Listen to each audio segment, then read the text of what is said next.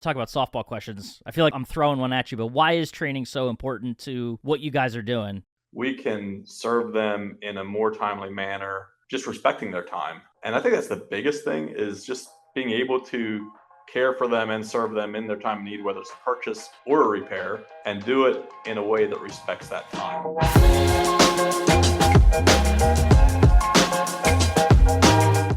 Welcome into the Independent Thinking Podcast. This is your host, Rob Stotts. We often talk about the things that differentiate our business from competitors in the market, or the way others approach. Doesn't have to necessarily be in your market either. Others approach this business throughout the country, and you try to find those things that set yourself apart. And there's many aspects of the business that you could decide to lean into. And for the team at Martin Appliance in the Lancaster region, the Lehigh Valley here in Pennsylvania, it's been their training and education. And that goes from the sales associates on their floor who interact with the customers in the stores and sell product to them, over to the service side of things as well. The guys that are out there in the field and repairing appliances in customers' homes. It's been such a big portion and part of their business that they actually, baked it into the core values of the business. Martin recently celebrated their 50th anniversary as a company, and in doing so, took the time to evaluate those core tenets of the company. And when they sat down and came up with them, it turns out that the culture and training and education were a major part of what they wanted to focus their efforts on. And when we say that, I mean they really are. They've got a rigorous sort of course that they put their new employees through, and to make sure that they, from the soft skills of just talking and engaging with customers to, the more technical side, whether it's understanding the product to be able to sell it, or get in there and find what's wrong with it, diagnose the issue, and go about fixing it. They want to make sure that they are the best trained in their market, and they really want to stand on that. So. Unique opportunity to sit down with them. They lean into all kinds of tools that are available to them, throughout the industry, from a technical training aspect to our own nationwide learning academy as well. And having that be, believe it or not, a required part of new employee training, and need to be able to see how they're utilizing that, and having it be something that benefits their business. So appreciate Matt taking that time and sharing the story with us and diving into it. So let's get into it. This is Matt Burkholder of Martin Appliance here on the Independent Thinking Podcast.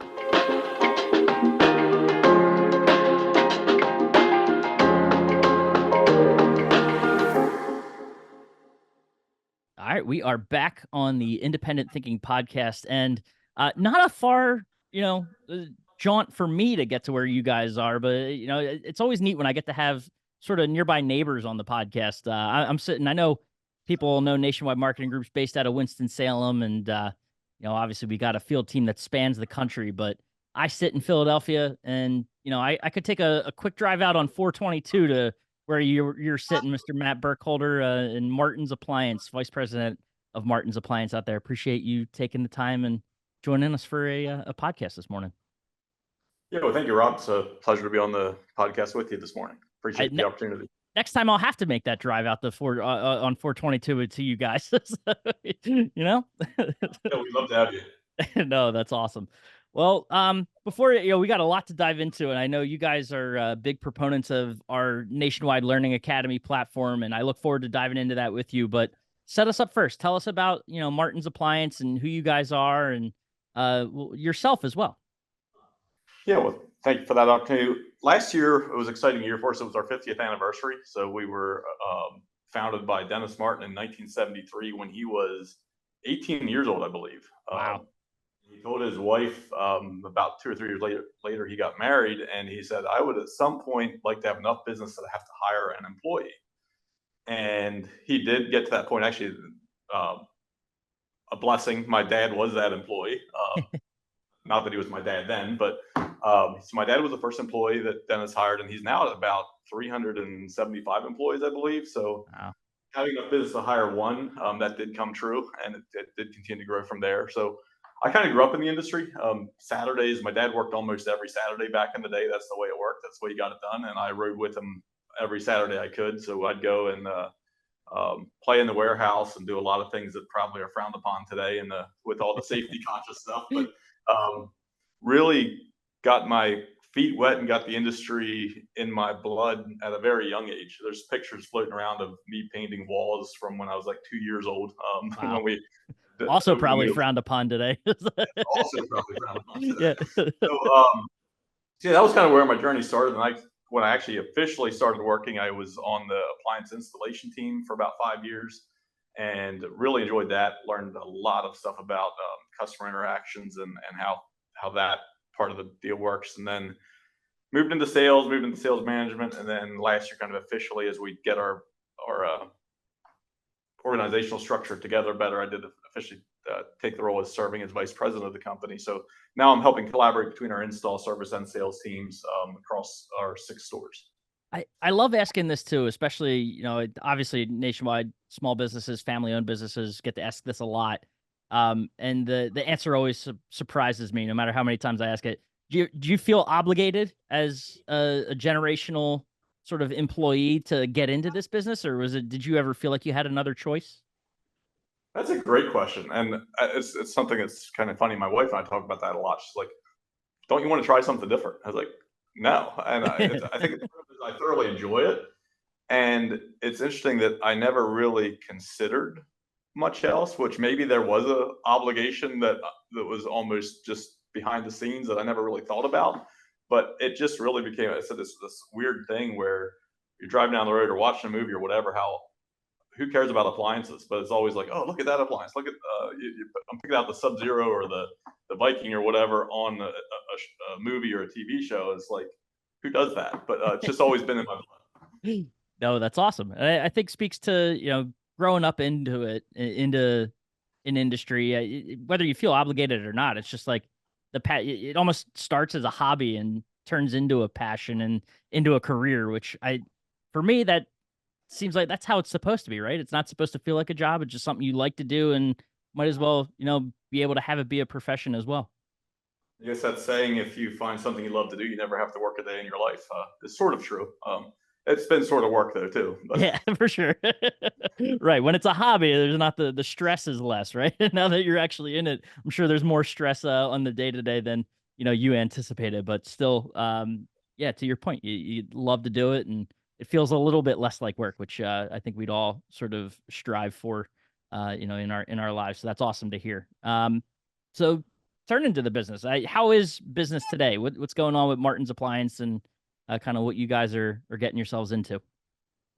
so in a lot of ways, today's business, and here we are, almost middle of 2024, and it feels in a lot of ways like 2019. And I'll say that, and obviously higher volume than 2019, but we went through these last 3 or 4 years of really not having to be good at what we did. All we had to do is know how to find product in a relatively timely manner. And it's interesting because we hired a lot of people in the last few years, and they don't even remember at all what selling appliances in 2019 was. How you do it now, you do have to work for it. You have to know what you're talking about. You have to win that customer's trust, and it's definitely more challenging than the last 3 or 4 years in a different way. The last 3 or 4 years were challenging just in and of themselves, but the new challenge today is money is tighter, so people are shopping longer. They are more concerned about getting something that fits their need, but also fits their budget. And it does take some really thorough research and understanding of customers' needs. And and really, the other thing is the buying habits. Yeah. They're starting to buy around holidays and when the discounts are. So you can see 70% of your business happening in that 2 week time frame, and then it gets quiet. People are like, "Boy, why is it so slow?" It's like, well, you didn't ask me that last week. But yeah, that's kind of what we're seeing now. It's just almost getting back to what we were good at 4 years ago.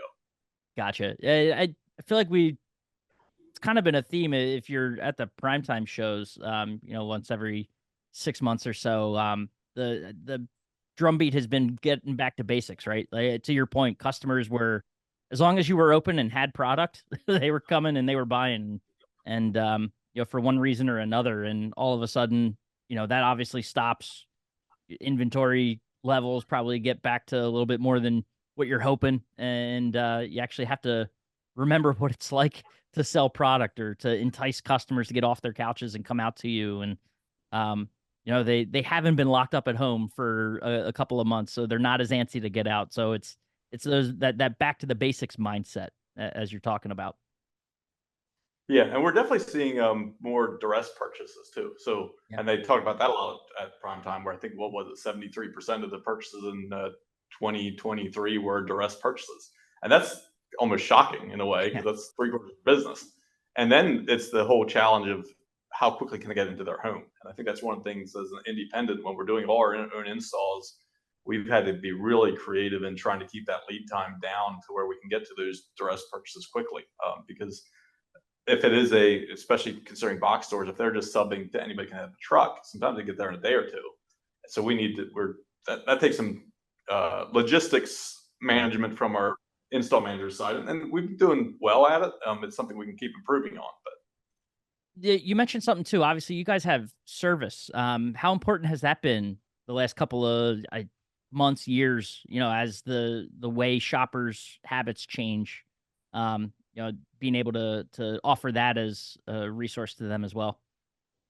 it's been a huge part of our company. In fact, that was one of the interesting things. Dennis and my dad would have done service for I think 3 years before they actually did anything with the showroom at all. And then that Oh, first showroom was in a garage, and then they moved into a store a couple years later. But the service aspect of it has always been our foundation. And right now we're running, I think, 33 or 34 service technicians. wow. And that is a challenge finding with the technology today in appliances, just finding uh, techie people and then Yeah. getting through the training process and having them right at our fingertips to solve customers' problems is great.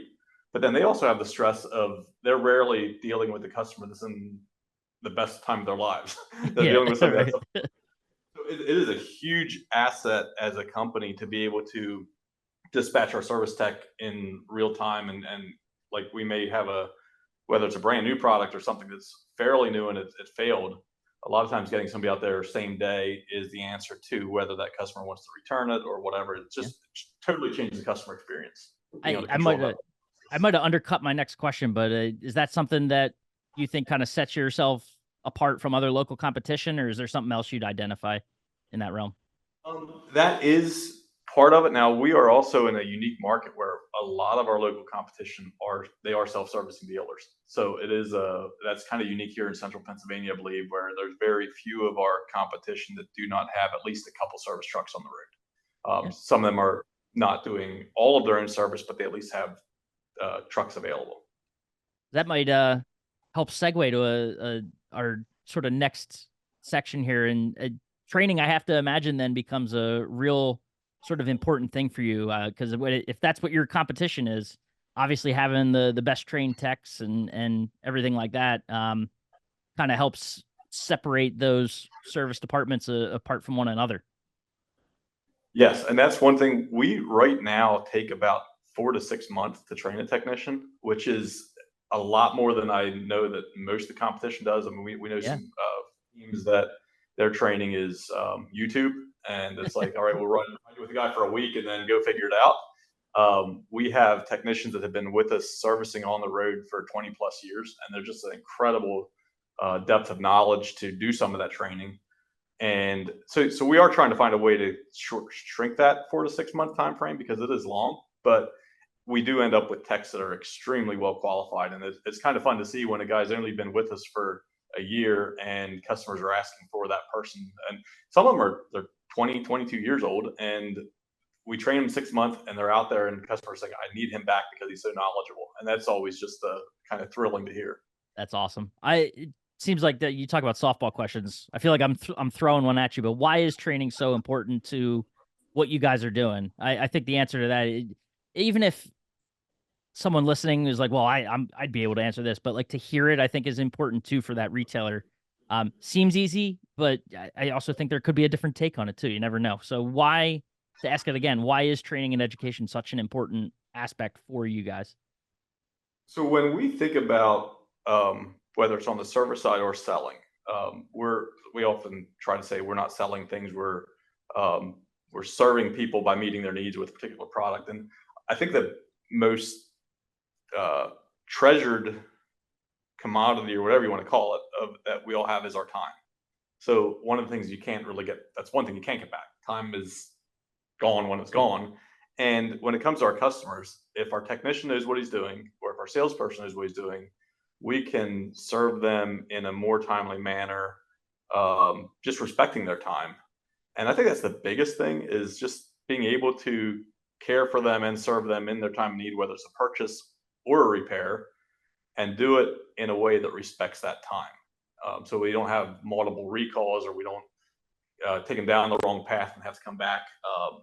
So I think that aspect of it, probably just from a time perspective and just the overall experience that brings to that client, it can make a bad time good. You can take a rough time of where something failed, they didn't want to fail, but if we do our job right because of the proper training, it can turn that into a positive experience. And that might be something too, on the service side of things. If they haven't necessarily purchased from you in the past, but they know that you've got a well-trained team and can get the job done right. If you fix that appliance, hopefully they don't, in their mind, hopefully they don't have to buy a new one. But if time ever comes to pass where they need to purchase that new appliance, I imagine, have somewhere they feel comfortable going, knowing the job you guys did to, prolong the life of what they were currently using. Yeah, we've definitely seen a lot of that happening where they've said, "Well, you've been working on my stuff for the last few years. I don't see any reason why I wouldn't start buying from you." So that's been a big lead into people's homes. What you mentioned that training time, 4 to 6 months. What are your employee like when you're training them? What does that entail? What kind of things are you doing to train them and get them up to speed on this industry? So there's a lot of different things we use. The first few days, we're often doing something in house where we're just teaching. We call it soft skills, but just teaching how to be that friendly face, and how to park in the driveway, how to walk to the door, how to greet the customer, how to deal with controversy when it does come up. And then we do use a bunch of different online tools. And I'm going to forget what some of them are called here off the top of my head, but we do get them into some online training for electrical stuff, just understanding how all of the wiring diagrams and schematics work. We do some, obviously, the whole Freon testing, so they can be certified for all of that. And then it's a lot of on the road. So they ride with a tech that is a good teacher. And for the first while, it's observing, and then it's switches to where the teacher is the one doing the observing and the other one's doing the work. And so that's kind of what draws it out. We are looking to do more of we want to call it a lab classroom setting for more of the things where we could have somebody work on 20 dishwashers in a week rather than one a day or whatever, so that they can just really figure out all the different aspects. We get bug things, and we can create scenarios that we know they're going to run into, but we can actually just create them and have them find it. We know what's wrong with it before we ever start. So that's some of the stuff we're looking at to sort of shorten that window and get maybe a better results in a shorter amount of time. It's almost like an in-house VOTech kind of situation. It seems like. Yeah. It does become almost a trade school, and we said, boy, if we get this thing perfected, we might even be able to reach out to local school districts and say, hey, we have this thing available if you want to put some kids through it as an alternative. And then, so there are also at some of the dealer trainings, like with our local affiliation within Nationwide, they do service trainings that we can send new techs to that are, so we send people away too for some of those technical trainings the manufacturers put on. What kind of, when you have employees that go through that, like, what's the feedback you hear from the team as they're going through that, or when they come out the other side, and like, do they are you actually like presenting them? Is there like a graduation type deal at the end of it? Great question. I don't think so, but there should be. I think I'm gonna make that note. And, we are trying. I mean, I shouldn't say trying. We do love to celebrate wins as our company. Yeah. So it's funny, and we do usually celebrate around food. So anytime food shows up, it's like, okay, why is this here? And it's the reason is usually pretty lame, but it's great to have good food around. It's like, oh, this person moved from that desk to this desk, so we just had a party. I'm like, oh, I'm cool with that. But yeah, we do definitely love to celebrate those wins. But as far as having a formal ceremony or anything at this point, we do not.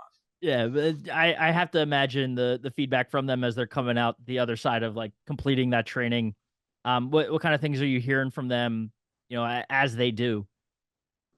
Yeah, so a lot of times it is kind of a relief because they came through feeling like somebody's looking over their shoulder all the time. Like, all right, now I got my own truck, doing my own thing, and I feel productive. So that is just that, if you call it the self fulfillment of getting up in the morning and knowing that you're making the company money instead of just being paid to get trained. So there's a lot of just seeing that yeah, success in their Yeah. faces when they that first day. It was like, hey, here's got my truck, it's fully stocked, hitting my first day, and knowing that they have their trainer or their team of people behind them that if they do get stumped, they can reach out to somebody. And it is often fun. You hear them say, "Oh, I've been on the road for 3 weeks now, 4 weeks now," and just those milestones that they hit early on. I have to imagine too, from a company perspective, having them go through that creates a lot of buy-in to what you're doing. And you talk about obviously there's like the customer aspect of wanting to build a loyal base of customers that comes to you, but even from a team perspective, when you're putting them through that and like they're committed and they don't drop out per se, right? Like they leave the company and um feel like they get to stay with the company and sort of build a loyal community amongst your team, has to be an important aspect that I don't know if it maybe gets talked about enough. Yeah, and that's something that we've been, especially the last 4 or 5 years, with the stresses, with everybody's lead times. Like a lot of times, the service tech would get up, you look at his schedule, and he's 3 weeks out. He's like, and the pressure of how can I get more done in the same amount of time, and all of those pressures. But with that, we tried to say you can't just decide, all right, every 6 months, let's do something fun. You have to try to find fun in the everyday, and that is just what has made our team really click together well. And whether it's just that morning coffee together or the crossing 4:30 in the afternoon, everybody kind of gathered together and telling their war stories from the day. And so it's been great to see that camaraderie that continues to thrive even in the stressful times of business. What yeah, I know we obviously have the ability internally at Nationwide. We see user data of platforms and things like that. I know the Martin Appliance name regularly at the top of NLA and our Nationwide Learning Academy platform. What role has that played in your training and kind of what you guys are doing? Talk about that a little bit. So just talking about the fundamentals of training. So about it was pre-COVID. We sat together as an executive team and came up with a list of like 7 core values of just for our company. And um, two of them specifically, one is team building, and the other is personal and professional development. So when we look at both of those and the way the points come under, so under team building, we talk about see if I can find what I was going to say there, but sorry. Um, so, but yeah, just the working around as a team. But then from a personal and professional development, that's been a fundamental aspect of enough to be one of our core values. And Mhm. we talk about encouraging mentoring individual growth, discover everyone's God-given strengths, and focus on continuous training. So right there in that core value is focus on continuous training. Yeah. And as a result, like, so we talked a lot about service, but when a salesperson is hired, sometimes they come to us from another appliance dealer where they've been selling appliances for years. We still go through some of the same training just because we want to have them understand the Martin way of doing things. We're very big on the consultative selling approach. And as a part of that process, then we give them very quickly give them, we have our training manager will create a login for them on the Yeah. Nationwide Academy automatically when they get hired, and that is part of their. We have about a 6 week plan for a sales training process till they're kind of cut loose on core products, and on week 2, I believe this is where we have them start diving into. So week 1's often just again, how do you relate to people? Yeah. Just the soft skills part of it. Week 2, we start talking product, and the Learning Academy videos are a huge part of that. And we really try to get them through all of them that pertain to what they're going to sell. And that's maybe a big part of why you see us here at the top, because it is a focus where it's almost, I shouldn't say almost, it is kind of mandatory from that early training process. And then the other cool thing is we have salespeople that have been with us selling for 15, 20 years, and they're still they're watching every one as it comes out. new product, and it's been just a big part of our team being aware of new product so that they can, by asking the right questions, lead the customer to the right product the first time, and Yeah. it's just it makes a better experience. It's cool to see it from, the training and education for you guys. Obviously, the service side of it, the being technical and getting that training, but also the soft skills that you talk about on the sales side as well. Cool to see how important it is to the business. I think that, and that it's applicable to every aspect. It doesn't matter, whether it's a service tech or someone on the sales floor. You guys find a way to make it a big part of what you do. And we have I love to learn things from other companies and even other industries. And we just had I say just about a year ago, a new coffee shop popped up in our market. Not promoting, but it's Seven Brews. They came Yeah, from the yeah. Midwest or something. They have like modular. They drop in a modular building, so they're the same all across the country. And it was interesting when they dropped in, and I stopped in the first time, and just the way the people made you feel. And then so I was like, this is unique. So I jumped on their website. I was like, what's going What on are with they these doing? people? Yeah. It's been through drive-throughs before, and this is different. And they have this thing on their website. It says, "We believe people are priceless, so we treat them like it. Our goal is to make your visit the happiest part of your day." So that's cool, and Yeah. that's part of. So we've actually used that in some of our trainings, and obviously credit Seven Brews for it's their statement, Yep. but it's like that is something that is just real. And if we can make, I mean, appliance shopping it's appliance shopping, but if it's somehow just the interaction can be the happiest part of their day, whatever we can do to make that happen, and that you can say for some people that maybe happens organically, but a lot of times, some days you just have to focus on it more than others. It's cool to see too, like your passion kind of bleeds through in it, and I think that when I think about it, it's you're constantly wanting to learn, right, and apply what you're learning to the business. So I think we hear regularly about the importance of a top down approach and the ability to like create buy-in. It starts at the top. Like I'll use all the cliches about things starting at the top, and um, they're cliches, but they're cliches for a reason, right? Because they work. And I great example I think of you guys and hearing an example like that of finding things, and obviously not in a industry that's related to ours, other than the fact they have coffee makers that probably sit on some small appliance shelves, right? But it's the fact that you're willing to step outside of your box and kind of what you're doing, and take those learnings and apply it to what Martin's Appliance is doing. Yeah, and back to the earlier question you'd asked, that kind of ties into this same conversation is like, how does service set us apart from our competition? And one of the things I thought of just in general, we have great competition. I mentioned that earlier, how even a lot of them are servicers, and I am honored to be on really friendly terms with a lot of the owners of our competitors. And in fact, like I mentioned in our conversation before this, that it was actually day after Valentine's Day, we lost our one of our 7 stores in a fire, and Yeah. it's gone. Like we are now, I have to train myself to say we have 6 stores, not 7.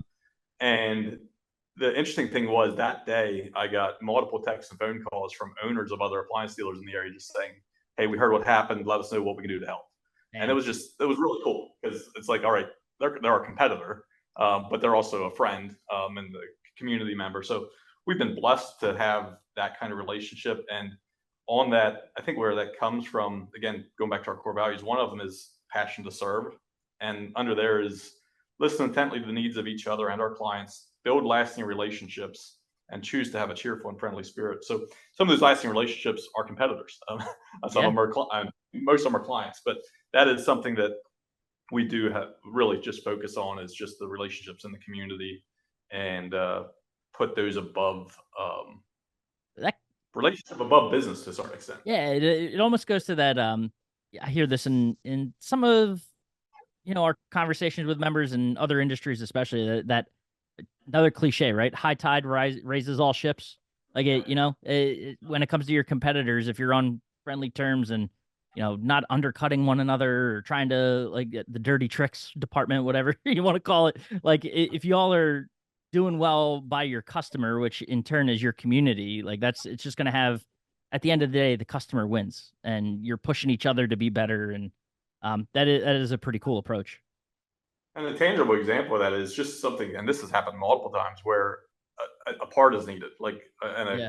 a competitor will call and say, every parts distributor is out of this part. I need one. Do you have it? I was like, yes, I do. Pick it up this afternoon. And that can happen once you develop that relationship. Then it can be mutually beneficial because I'm in the same boat at some point. I can call them and have we've had issues with damaged product that were back ordered, and they're like, yeah, I have one in my warehouse. Come over and grab it. And it's been really helpful. To your point, the customer benefits from that Yeah. relationship.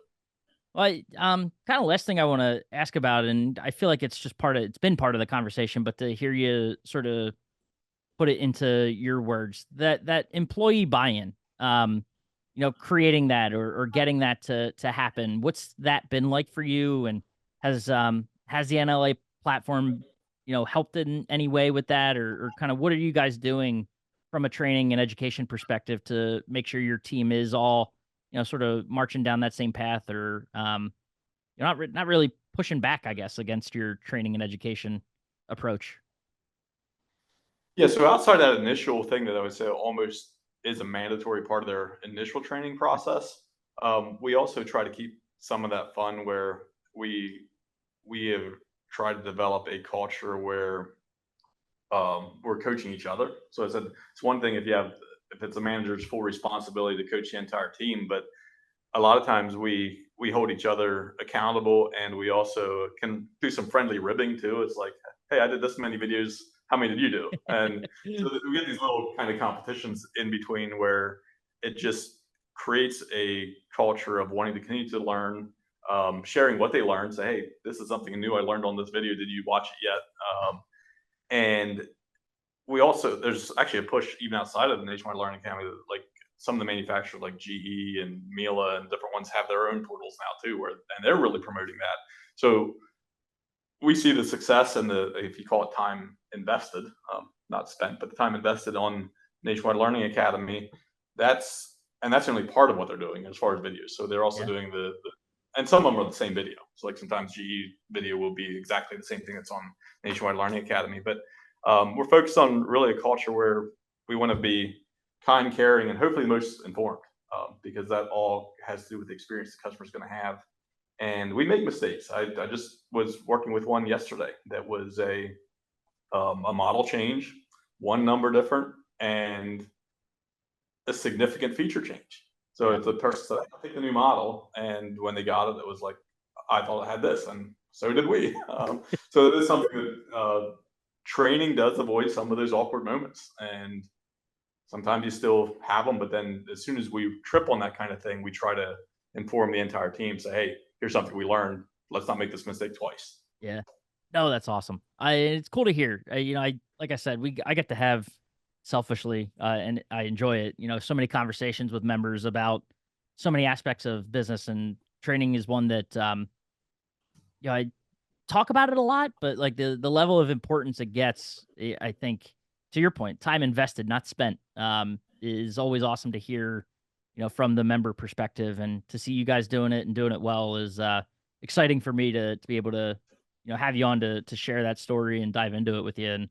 And you look forward to doing it again, man. And like I said, from the store, maybe next time I'll make that trip up there. It's not terribly far, but hey, maybe we could also connect out in Vegas at a prime time, travel like Yeah, 3,000 miles to have that conversation in person. I always, time has been a more and more of a priority. And I said, even if it's a deal where my life schedule is a deal, and literally last time I flew out Sunday morning, and I got the red eye back Monday night because I had to be back for something Tuesday. And so I drove in my driveway at 8:30 and 9 o'clock drove back out. And but I look at that as like I'll do that all over again because prime time is always a tremendous value. And again, another aspect of training this just crossed my mind. One of our sales trainers was giving a question on like how do you define a professional, and it's like there's all kinds of ways to define a professional because it's somebody that makes a difficult task look easy. And selling or just meeting a customer's needs is a difficult task, but with the proper training you can make it look easy, and then it's easier purchasing process for the customer. There's just so many aspects and so many kind of cliche responses you can throw into that, but it really will make it lessens the stress on everybody involved in the process when you are well trained. Oh, I love that. And, great kind of mic drop moment, right? I don't know. You got your mic on the table; it's already sitting there, so it's all good. But no, I appreciate all that. Awesome to be able to get your insights on it and hear your perspective, and I'm sure plenty for our members to learn from as well. So a great example that you guys have set, and excited to be able to share it, man. This was awesome. Yeah, well, thanks for your time, and hopefully, if training is on somebody's to-do list, hopefully 2024 is the time where they tackle it and put a system in place and get it done, because it is a difference maker. Yeah, appreciate it, and look forward to connecting again soon. All right, thanks, Rob.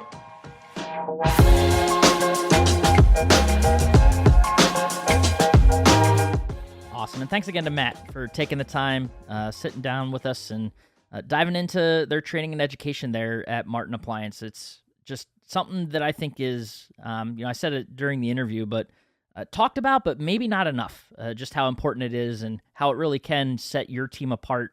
And he has a great approach to it with talking about it's not time spent, it's time invested in those programs and platforms to ensure that you have the best trained, best educated team out there and working on behalf of your customers. So appreciate him taking that time. And as always, appreciate you listening to the Independent Thinking Podcast, and we'll catch you next time.